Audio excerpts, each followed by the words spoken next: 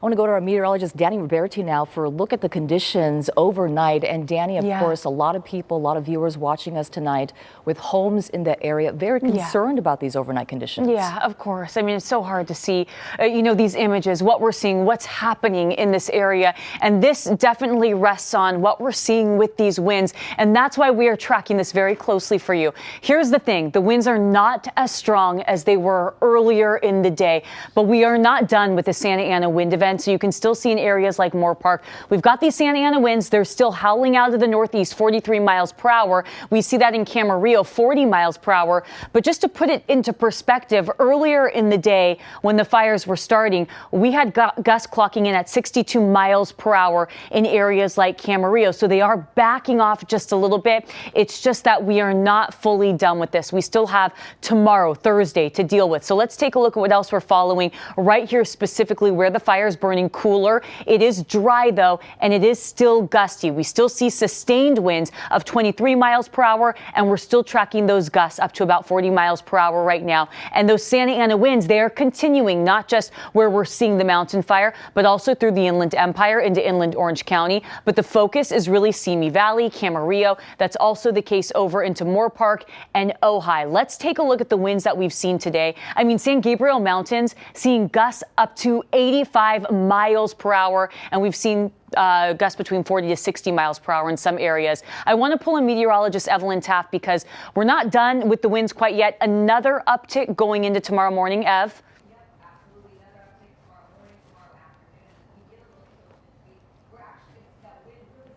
Yeah.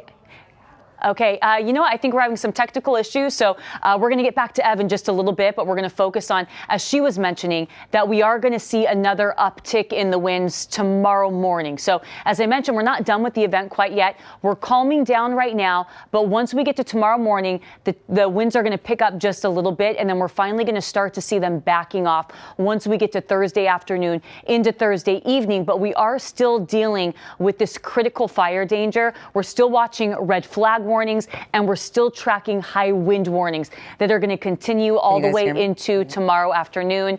And I think we might have Ev popping up. Okay, yeah, so Ev, you were going to kind of go in depth on how much longer these winds are going to stick around because they're going to pick back up tomorrow morning. Yes, absolutely. They're going to pick back up. I am here. Apologies. We needed a fresh battery. It's been a long night, that is for sure. But we are getting a look at wind speeds right here. And as we get a look at the next 24 hours, you'll see 24 plus mile per hour wind speeds. And we could see gusts in the 50, 60, 70, even 80 to 100 mile per hour range.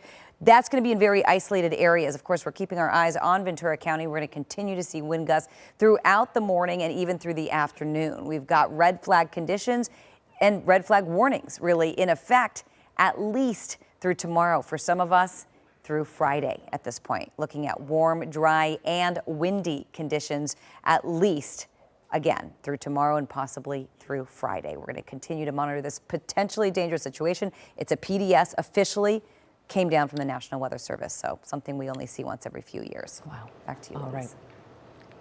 Thank you so much, Evelyn. All right, we're going to continue our coverage here on KCAL News. It has been quite a day.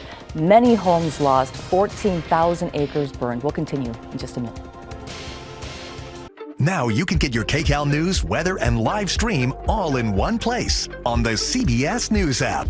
Download it free today.